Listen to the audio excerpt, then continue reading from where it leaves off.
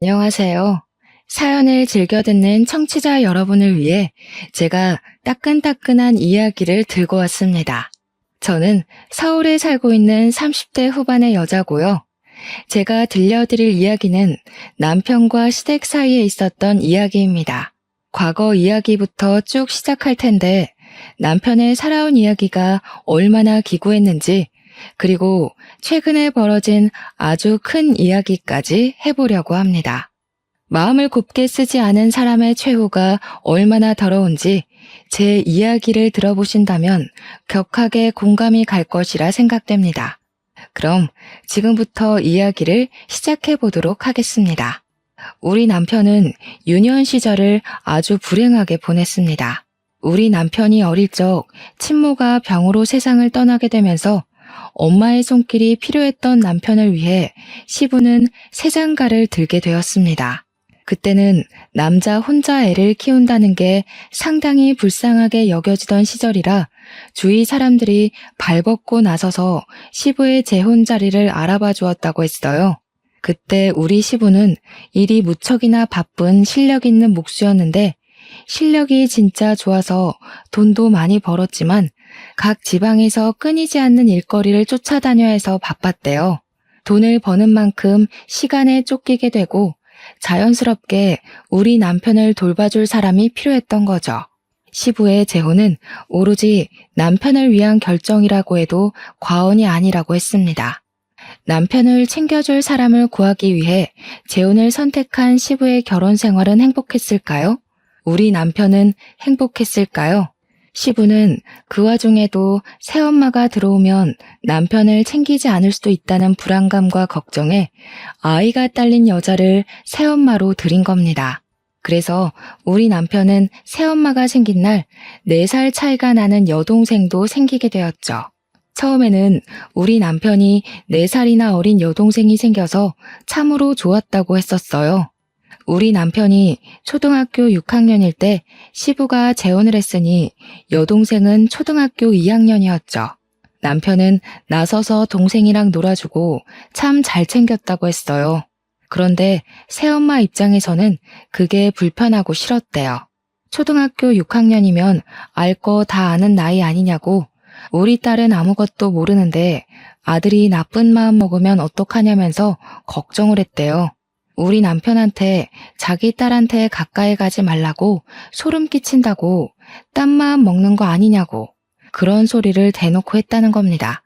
우리 남편은 그냥 여동생이 귀엽고 예뻐서 놀아주고 싶고 챙겨주고 싶었던 건데 겸상도 하지 말라는 식으로 말해서 너무 속상했다고 했어요. 그 어린애가 알면 뭘 안다고 그러겠어요. 그러던 도중에 신우가 학교에서 실내화를 갈아 신고 까먹고 신발 주머니와 운동화를 챙기지 않아서 신발을 분실하게 된 거예요. 놀란 신우이가 남편한테 찾아가서 오빠, 나 운동화를 잃어버렸어 하면서 엉엉 울었대요. 남편은 신우의 신발을 찾아주려고 선생님께 양해를 드린 뒤에 같이 운동장도 찾아보고 학교 건물도 찾아보고 분실물 모아둔 곳에 가서도 찾아보았대요. 신발장도 다 뒤져보고 쓰레기 소각장도 다 가봤는데 누가 가져간 건지 결국 신발을 찾지 못하게 된 거죠. 실내화 신고 집까지 오게 되면 실내화가 더러워지고 내일 학교에서 당장 신을 실내화가 없으니까 둘은 고민에 빠지게 된 겁니다. 1시간을 넘게 학교를 뒤지다가 결국에는 남편이 신호를 업은 상태로 집까지 10분을 꼬박 걸어온 거예요. 동생 발에 흙이라도 묻을까봐 그 어린 나이에 동생 가방까지 다 무게 걸고 애를 업고 온 거죠. 초등학교 6학년짜리가 힘이 있으면 얼마나 있었겠어요? 땀 뻘뻘 흘리면서 여동생을 업고 집에 왔더니 시모가 난리가 난 거죠. 뭔데 내 딸을 업고 오냐부터 시작을 해서 남편이 땀을 뻘뻘 흘리고 있으니까 더럽다고 당장 씻으라고 혼을 내고 신우가 시모의 말에 놀라서 아니라고 오빠가 나 신발 잃어버려서 실내화 더러워질까봐 업어준 거야 하니까 또 트집을 잡더래요. 그냥 그거 신고 걸어오는 게 낫지 생각이 불순해서 업고 온 거 아니냐고 표독스럽게 남편을 추궁한 거죠. 우리 남편은 그때 자기도 모르게 깨달았대요. 뭘 해도 새엄마는 나한테 마음 열 생각이 없구나. 나랑 잘 지내볼 생각이 없구나 하고요. 주말에 시부가 지방에서 일을 끝내고 집으로 돌아오면 그때는 또 잘해주는 척 엄청나게 신경을 써줬다고 했어요. 그래서 남편은 주말이 차라리 빨리 왔으면 좋겠다. 시부가 오는 날만큼은 진짜 가족처럼 화기애애하니까 엄청 기다렸대요. 하지만 매번 올라올 수 있었던 것도 아니었대요. 시부가 주말에도 지방에 일을 하러 가게 되거나 출근을 하게 되면 지옥이었다고 했어요. 방문을 잠그고 거실에 나와볼 수조차 없었대요. 거실에 나가면 왜 나왔냐고 방에 들어가라고 윽박을 질러서요. 밥은 맨날 맨밥에 김치, 김, 참치캔 이런 것만 주고 먹고 싶은 걸 말해도 어쩌라고 하면서 들어주지도 않았대요. 신우가 먹고 싶다는 건 사다 주던 해주던 어떻게든 먹게 해주면서 남편이 햄이라도 구워주시면 안 돼요? 하면 햄이 없어 하고 말았대요. 솔직히 애 키우는 집에서 햄은 무조건 구비해두는 재료 중에 하나잖아요. 먹는 걸로 차별받으면 정말 서러운 거 아시죠? 하지만 남편은 새엄마니까 하면서 꾹꾹 참고 그러려니 했대요. 아무튼 우리 남편이 중학생이 되고 나서부터는 차별의 강도가 점점 심해지기 시작했대요. 집에 가봐야 온 것도 모르고 아예 신경도 안 쓰고 밥도 제대로 챙겨주지도 않았고요. 오죽하면 교복 빨래도 남편이 스스로 해야만 했다고 하니까 정말 시모가 나빠도 너무 나빴죠. 집에 있는 게 너무나도 싫었던 남편은 결국 시부한테 부탁을 해서 종합학원을 다니기 시작했대요. 학교 수업이 끝나고 학원에 가서 하루 종일을 시간을 보내고 집으로 돌아오는 게 마음이 편했던 거죠. 저녁밥으로 편의점에서 삼각김밥에 컵라면 하나씩 사 먹으면 시간을 버티고 버텼던 거예요. 한창 클 나이에 부실하게 먹어서 키가 크지 못할 법도 한데 시부가 체격이 좋아서 그런 건지 남편은 키도 쑥쑥 크기 시작했어요. 그러다 보니 또 부작용이 생기게 된 거죠. 바로 교복 바지가 너무 짧아진 겁니다. 교복이 무슨 칠부 바지처럼 짧아졌는데 사달라는 말을 못해서 그냥 입고 다니게 된 거죠. 그런데 우리 남편이 또 웃긴 게 친구들 사이에서 나름 인기도 좋고 잘 나가는 친구였나 봐요. 그 학교에 교복 바지를 칠부로 수선해서 입는 게 유행을 타기 시작한 거예요. 남편은 그냥 교복 사달라는 말을 못해서 입게 된 건데 친구들은 돈을 주고 수선을 하면서 칠부로 입고 다닌 거죠. 아무튼 학교에 칠부 바지 열풍이 부니까 학교 선생님들도 선도부도 집중 단속을 하게 된 겁니다.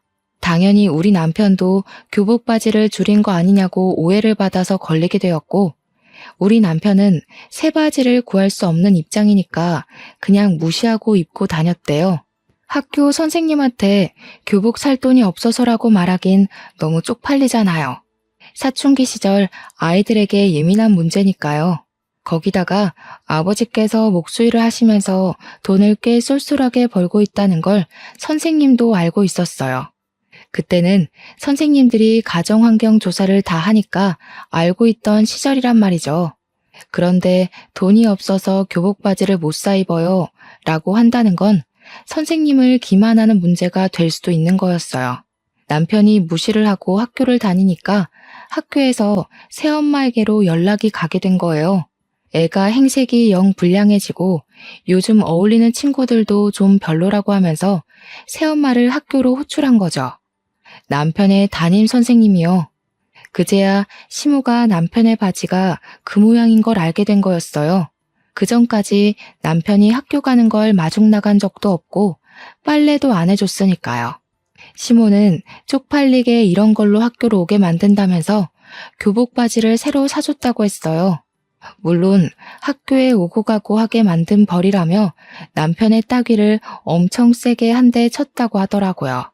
그때 우리 남편은 새 교복 바지를 꽉 쥐고 결심을 했대요.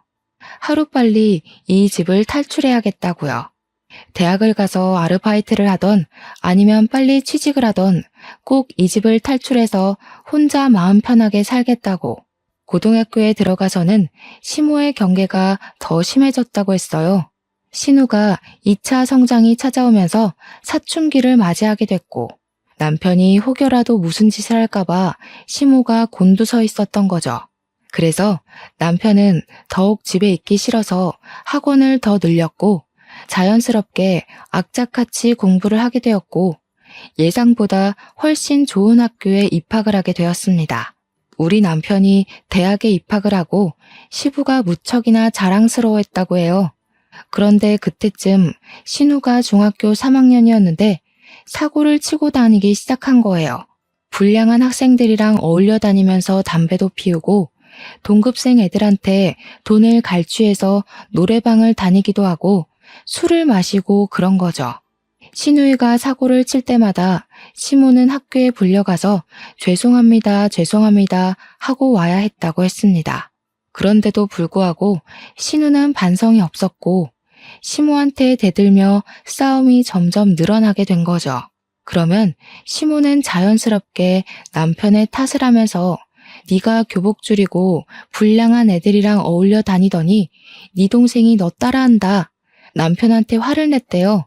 우리 남편은 몇 년 동안 여동생이랑 밥 한 번 같이 먹은 적이 없는데 자기 탓을 하는 시모한테 너무 어이가 없어서 대꾸도 못했다고 하더라고요. 시모는 거기에서 멈추지 않고 우리 남편한테 신우 과외를 좀 시켜주라며 부탁을 했대요. 말이 부탁이지 거의 협박이나 다름없는 말투로 용돈 10만 원 줄 테니까 국영수 좀 가르치라고 대학은 보내야 하지 않겠냐고 했다는 겁니다. 어차피 같은 집에 살면서 틈틈이 시간 날 때마다 몇 시간씩 애 봐주는 건데 용돈 받는 셈 치고 애 공부 좀 시키라고 했대요. 남편은 그 말도 어이가 없는 거죠. 10만 원에 몇 과목을 봐주라고 하니까 우리 남편이 좋은 학교에 다녔기 때문에 다른 애들 과외하면 한 과목 가르치는데도 한 달에 40만 원은 받았단 말이죠. 그런데 고작 10만 원에 틈날 때마다 전 과목을 가르치라고 하는 게 도둑놈 심보지 뭐겠어요.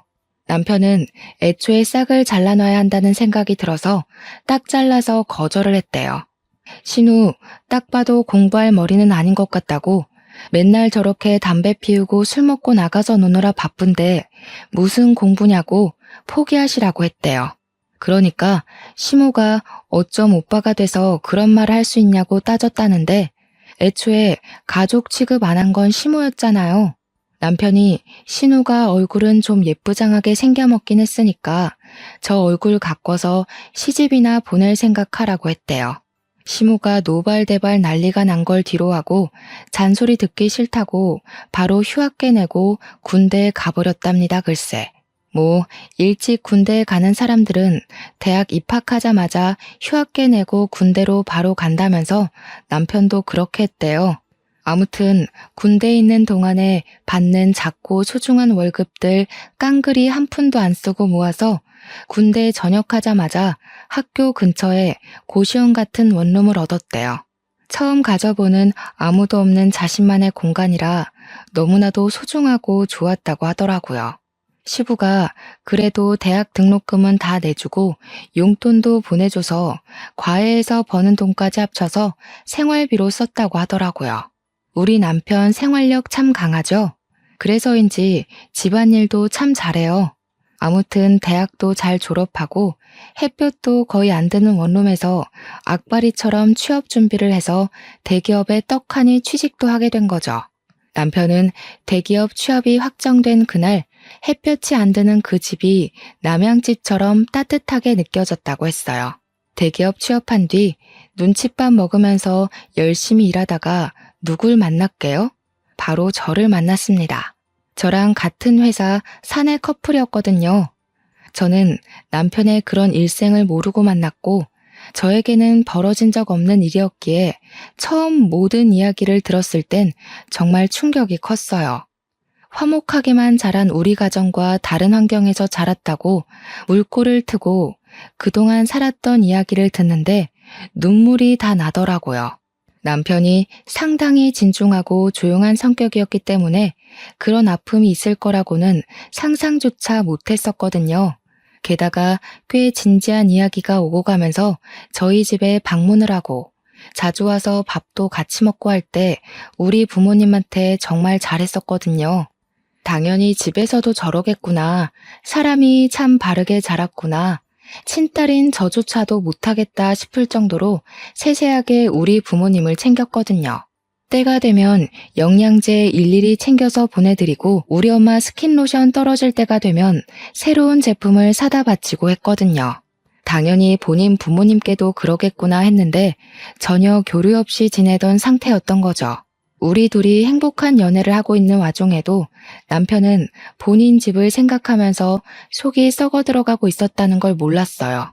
새엄마가 그러니까 저한테는 시모인 그 여자가 남편에게 말도 안 되는 요구를 하고 있었거든요. 우리 남편한테 대기업 다니는 남자 중에 멀끔하고 돈 많은 인간 어디 없냐면서 신우 결혼을 좀 시키자고 했대요. 친구 중에 의사는 없냐, 변호사는 없냐, 좋은 대학 나와서 그런 친구 안 사귀고 뭐 했냐. 대기업 다니면 그런 인맥들 다 생긴다고 하던데 너는 어디서 뭐라고 있길래 그런 친구 하나 없냐?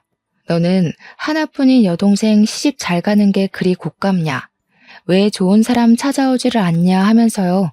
결혼정보회사에 신우를 등록하러 갔는데 신우가 뭐 대학을 나온 것도 아니고 회사를 다니는 것도 아니고 그러니까 결혼정보 업체에서도 거절을 한 거죠. 그게 분해서 남편한테 대기업에 어디 격리 자리라도 하나 달라면서 돈 계산은 잘하니까 그런 데에 꽂아주라고 요구를 했대요. 무슨 구멍가게도 그런 식으로 취업은 안 시킬 텐데 대기업이 가당키나 하는 소리겠어요?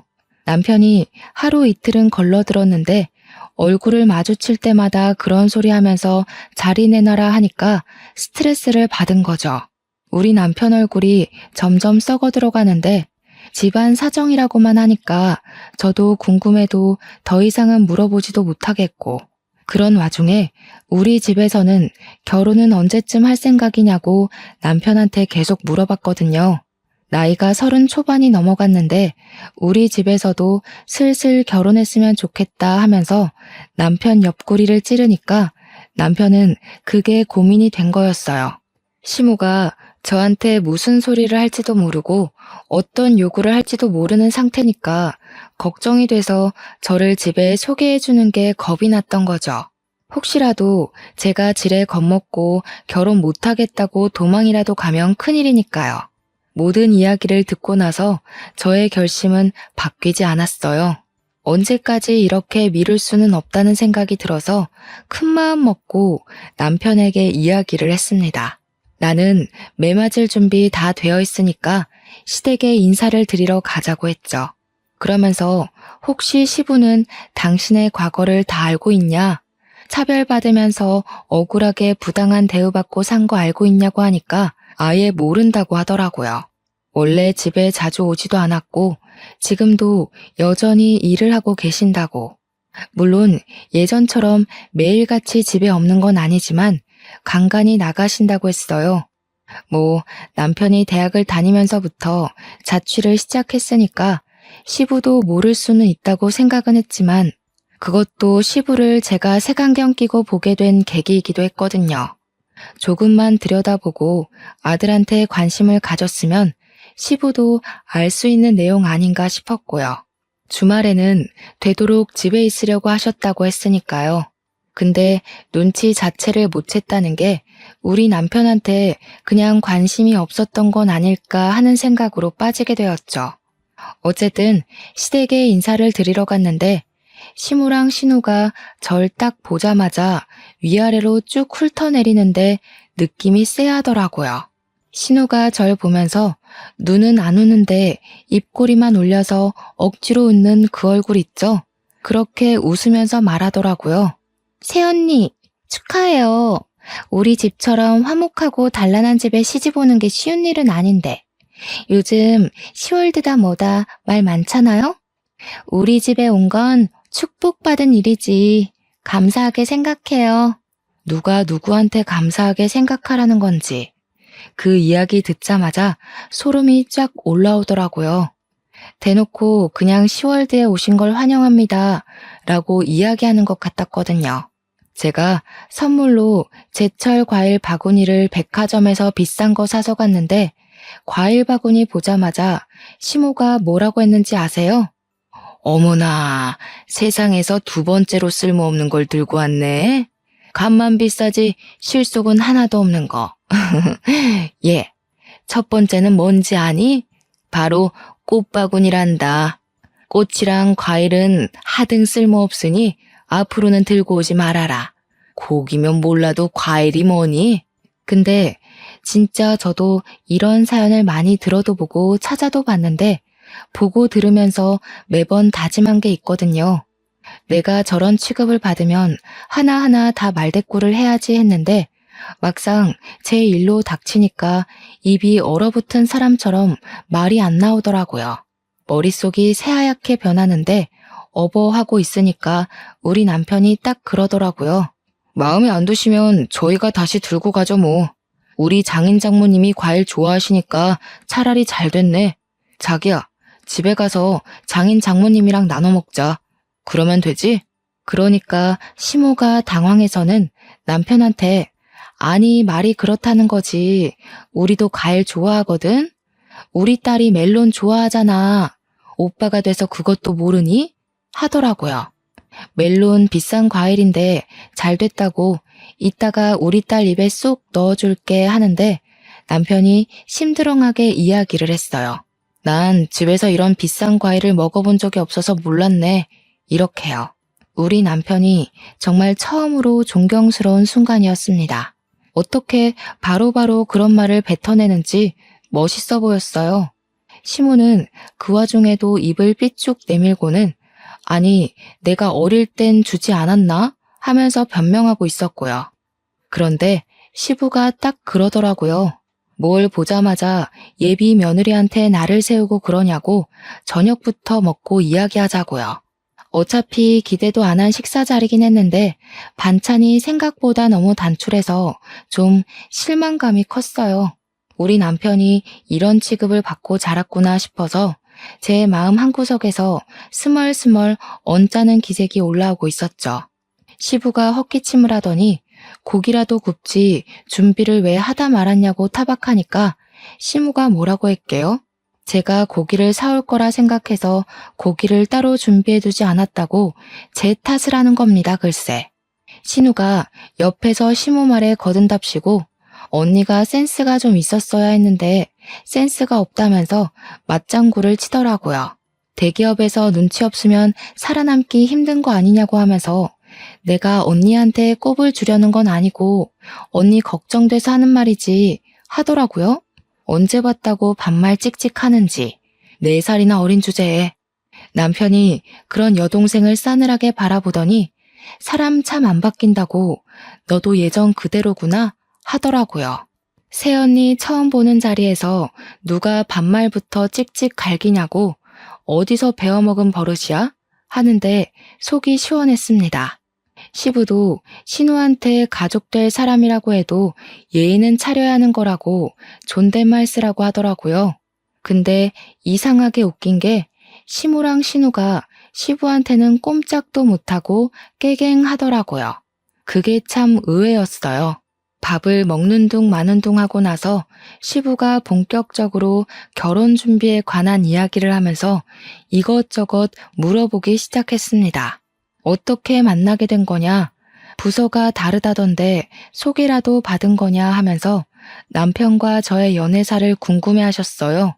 그냥 뭐 회식 자리에서 우연히 만났는데 때 서로 휴대폰 번호 교환하고 만나기 시작했다. 이런 이야기를 하고 있었죠.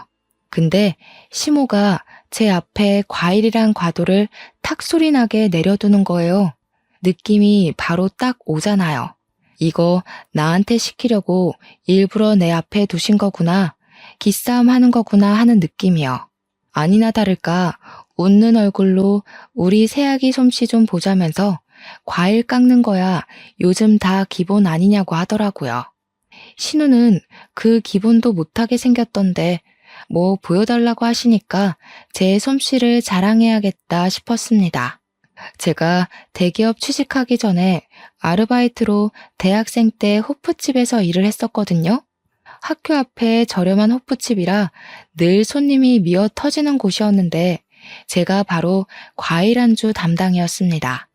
그래서 진짜 현란한 솜씨로 과일을 척척 깎아서 플레이팅까지 완벽하게 해서 내놨어요. 그랬더니 신우가 과장된 말투로 이야기를 하더라고요.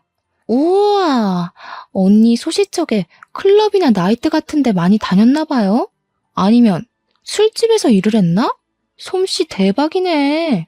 물론 호프집도 술집이긴 하지만 신우가 말하는 술집은 뉘앙스가 조금 다른 술집이었어요. 제가 네? 하면서 잘못 들은 건가 싶어서 표정을 싹 굳혔더니 신우가 놀라는 척하면서 되려 큰 소리를 내더라고요. 어머, 언니, 진짜 술집에서 일했던 거야? 대박이다. 술집에서 일했는데 어떻게 대기업을 갔어? 술집 손님 중에 대기업 사람이 있었나? 스폰서야? 이 난리를 피우는 거예요. 제가 순간 화가 나서 아니 저기요 하는데 남편이 바로 정색하고 미친 거 아냐? 하더라고요. 평소 같으면 무시하고 지나갔을 말인데 남편이 화를 내니까 신우가 누나를 이리저리 굴리더라고요. 스폰이라니 신우 생각하는 거하고는 진짜 영 아니었어요. 제가 그래서 그냥 솔직하게 이야기를 했죠. 대학 다닐 때 등록금 보태려고 학교 앞에 있는 호프집에서 아르바이트를 했었다고요. 그러니까 신우가 깔깔 웃으면서 아니, 호프집도 술집이지 뭐 이러더라고요. 시부가 신우 손을 찰싹 내리치면서 경거망동하게 행동하지 말라고 자꾸 이러면 용돈이고 뭐고 다 끊어버릴 거라고 했죠. 너도 새언니처럼 아르바이트라도 해서 한 푼이라도 벌어서 쓸 생각을 해야지 맨날 클럽 나이트 다니는 게 누군데 그런 소리를 누구 앞에서 하냐고 했어요. 시부가 꽤 기분이 나빴는지 신우한테 한 소리를 하니까 신우가 그러더라고요. 보면 아빠는 이런 식으로 오빠랑 나랑 차별을 하더라. 오빠만 좋아해 맨날. 입을 삐죽이면서 이야기를 하는데 차별은 누가 받았는데 그딴 소리를 하는 건지 제 속이 터져나가는 느낌이었습니다. 한 차례 폭풍이 쓸고 지나간 것처럼 순간 정적이 찾아왔는데 시무가 딱 그러더라고요. 예, 너네 이제 부부가 대기업에 다니는 거니까 돈은 섭섭지 않게 벌겠다. 우리한테 용돈은 얼마나 줄 수 있니? 피는 안 섞였어도 키워준 부모인데 그래도 다달이 150만 원 정도는 줄 수 있지? 이제 너희 아버지도 늙어서 일 못해. 우리도 노후 즐기면서 쉬엄쉬엄 살아야지. 그러니까 신우가 냉큼 끼어들어서는 저는 용돈 50만 원씩만 주면 돼요 하더라고요. 저는 어이가 없어서 숨만 들이키고 있었고 남편은 바로 대답을 했어요.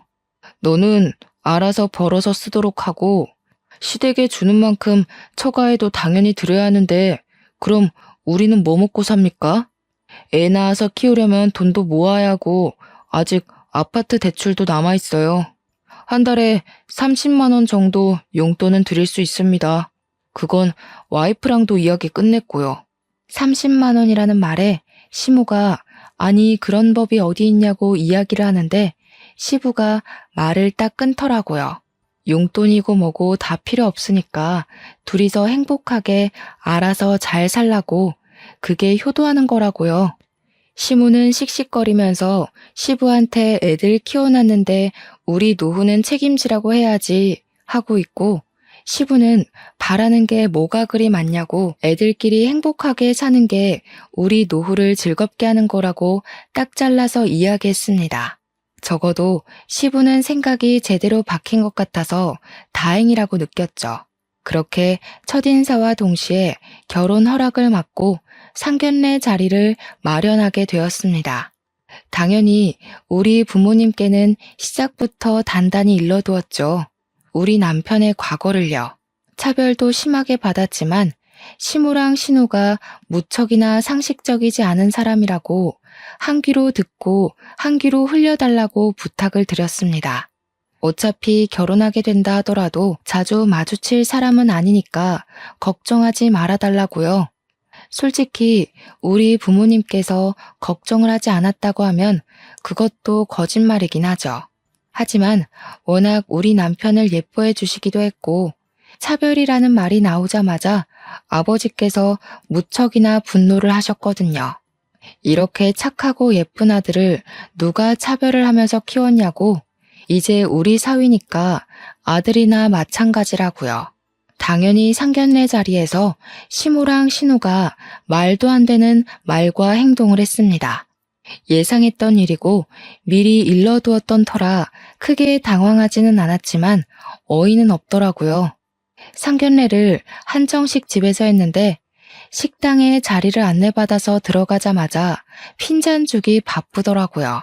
대기업의 센스가 이 정도밖에 안 되냐면서 무슨 호텔 레스토랑에 룸 잡고 밥 먹는 줄 알았는데 이런 집이면 친구들한테 자랑도 못하겠다고요.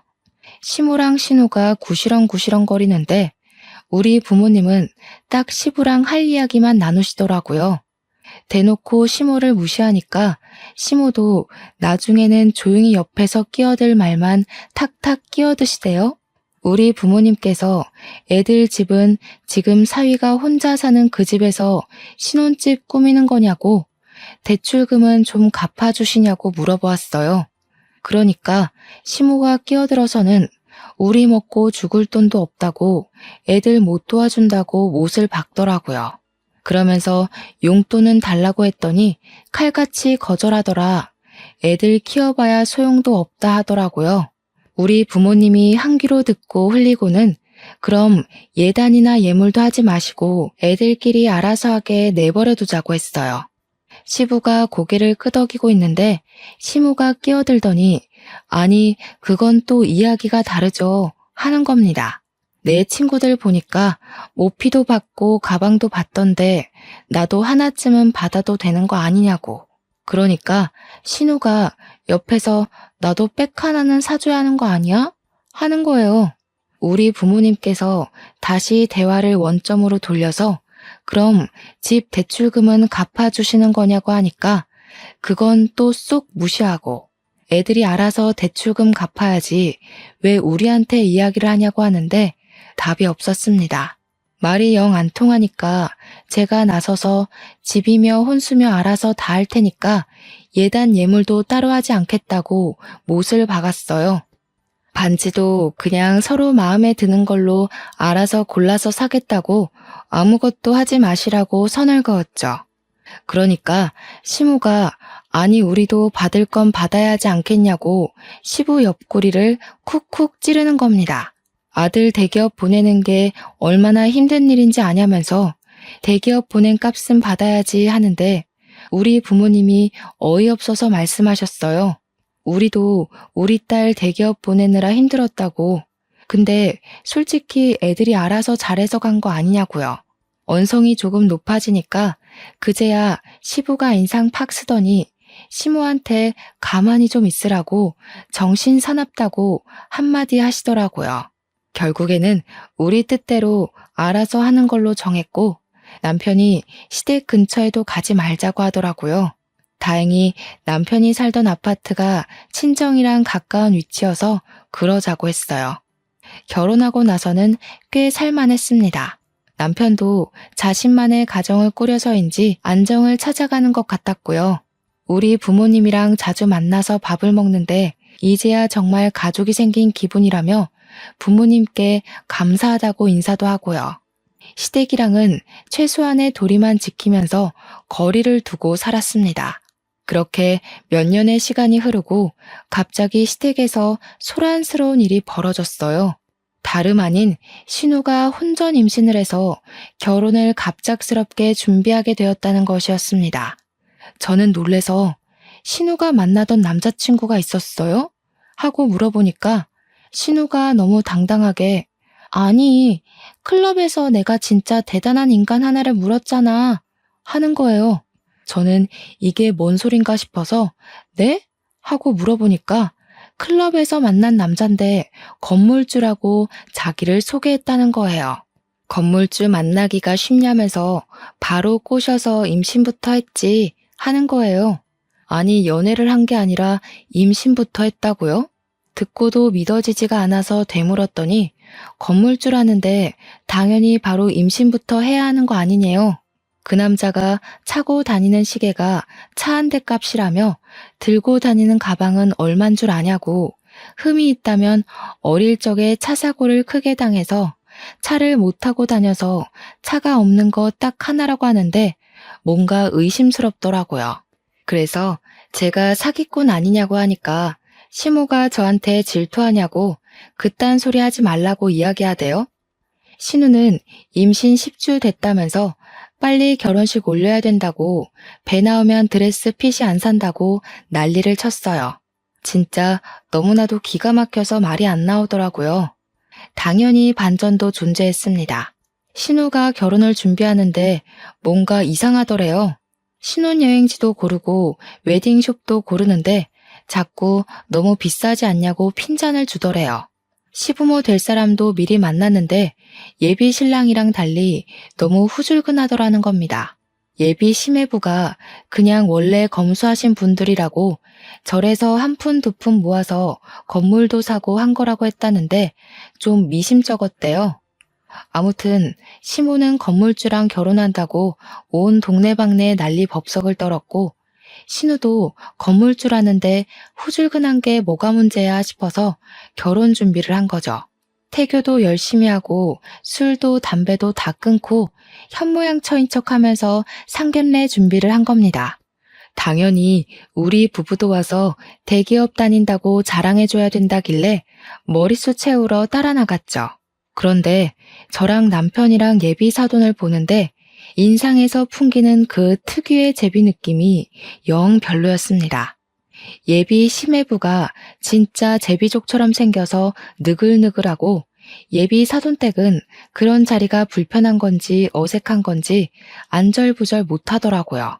이미 임신 15주가 된 신우는 배가 슬슬 나오기 시작했고, 더 나오기 전에 드레스를 입어야 한다며 빠르게 예식 날짜를 잡자고 이야기를 하고 있었어요. 그런데 우리 시모가 또 욕심이 그득한 사람이잖아요. 대놓고 예비 사돈댁에 물어보기 시작한 거죠. 애들 집은 어디로 해주실 건지, 가지고 있는 건물 월세는 얼마나 들어오냐, 어디 동네에 있냐, 이런 거요. 그러니까 예비 사돈댁이 그러는 겁니다. 집은 애들이 알아서 하기로 한 거 아니었나요? 건물 월세는 무슨 월세요? 사는 동네는 금천구인데요. 시모가 고개를 갸우뚱하면서 아니, 건물주라면서요 하니까, 건물주?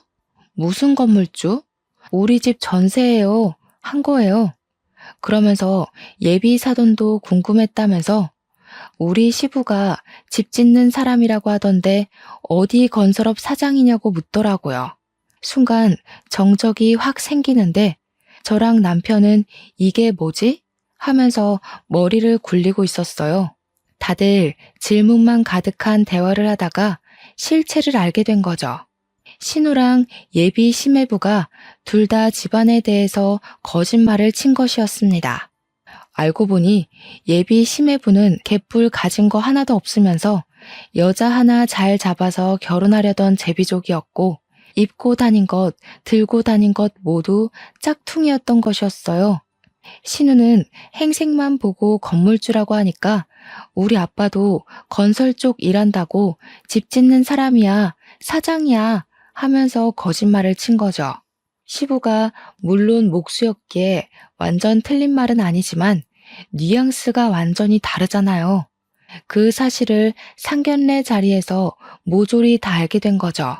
예비 시매부는 뭐야, 건설업 운영한다며, 사장이라며 이러고 있고, 시무는 야 뭐야, 너 시계랑 가방이랑 다 짝퉁이야? 건물주라며 하고 있고, 시부랑 시모는 머리 싸매고 이게 무슨 일이야 하고, 예비 사돈댁도 어안이 벙벙해서 아무 소리 못하고 있고, 저랑 남편만 밥 먹으면서 강 건너 불구경하고 있었죠. 당연히 어떻게 됐겠어요? 결혼이고 나발이고 없었던 일로 하자면서 서로 사기꾼 집안이라고 욕하고 난리가 났어요. 신우만 사색이 돼서는 지금 임신 중인데 그럼 아기는 어떻게 하냐고 이렇게 무책임하게 굴면 어쩌냐고 소리 지르고 예비 심해부는 신우한테 몸부터 들이댈 때 알아봤다면서 자기가 완전 꽃뱀한테 당한 거라고 애 지우던지 하고 나가버리고 이미 16주가 다 되어간 애를 어디서 지우겠어요? 말이 안 되는 소리지. 신우는 울고불고 난리가 났고 시모는 신우 등짝을 퍽퍽 때리면서 건물주라며 팔자 폈다며 그러더니 이 사실이 믿기지 않는지 시모가 신우한테 멍청한 년이라고 지 팔자 지가 꼬았다고 난리를 치더라고요. 개판이 된 상견례 자리를 뒤로하고 저랑 남편은 집으로 돌아오면서 진짜 말 한마디를 하지 않았어요. 진짜 제대로 영화 한 편 봤다 하고 있는데 일주일 뒤에 얼굴이 죄다 썩어 문드러진 신우가 시무랑 우리 집을 찾아왔더라고요. 남편이 무슨 일로 오셨냐고 하니까 시무가 할 이야기가 있다고 다짜고짜 집으로 들어오더라고요. 그러더니 하는 말이 아주 가관이었습니다. 애를 지울 방법을 찾아봤는데 방법이 없다지 뭐냐. 출산을 해야 하는데 미혼모가 이 더러운 세상에서 어떻게 애 키우면서 혼자 살아? 그러니까 얘가 애 낳으면 너네 부부 호적에 올려두고 친자식처럼 좀 키워다오. 가족이라면 그 정도는 다 받아주고 할 수 있지 않니? 저는 어이가 없었죠. 우리 자녀 계획도 아직 못 세웠는데 이게 무슨 말도 안 되는 소리인가 싶었어요. 어머님, 그건 아니죠.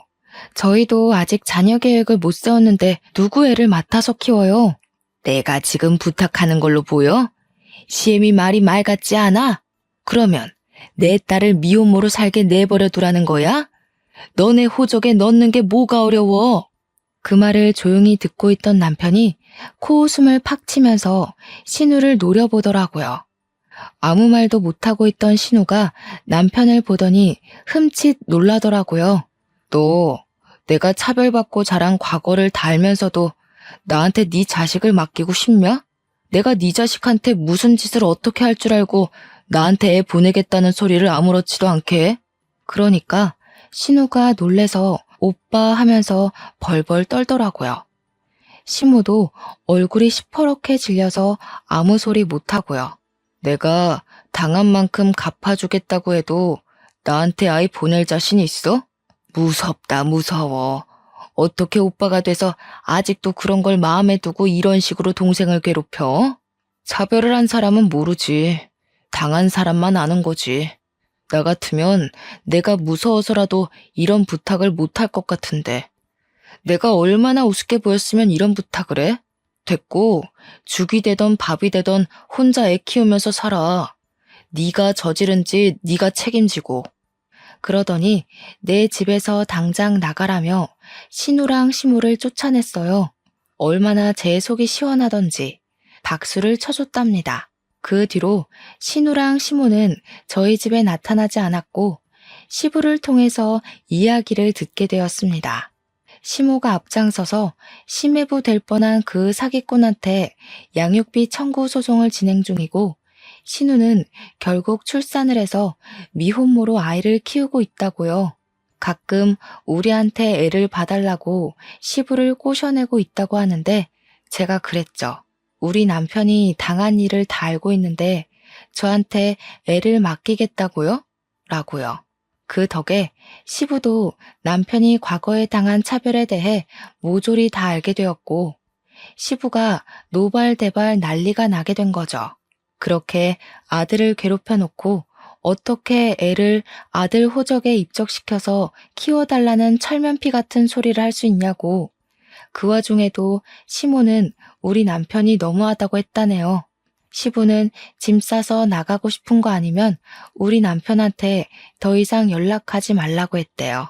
신우가 저한테 연락 와서는 하루 정도 봐줄 수도 있지 그걸 다 시부한테 일렀냐고 하면서 자기한테 너무 가혹하다고 하소연을 하대요.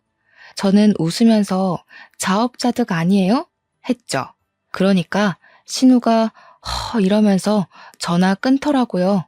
이제 와서 신우도 왜 우리한테 친한 척 하는지 눈에 빤히 보여서 받아주지 않고 있어요. 아이를 낳았으면 당연히 책임을 져야 하지 않겠어요? 시모도 신우도 우리 남편 괴롭혔던 그 죗값을 태어난 아이에게 평생 숙지하면서 살았으면 좋겠습니다. 제 이야기는 여기서 끝이에요. 역시 사람은 죄 짓고 살면 안 되겠죠? 모든 일은 부메랑처럼 돌아오게 되어 있답니다. 저와 남편은 이번 일을 잊지 않고 꼭 기억할 거예요. 제 이야기를 들어주셔서 감사합니다.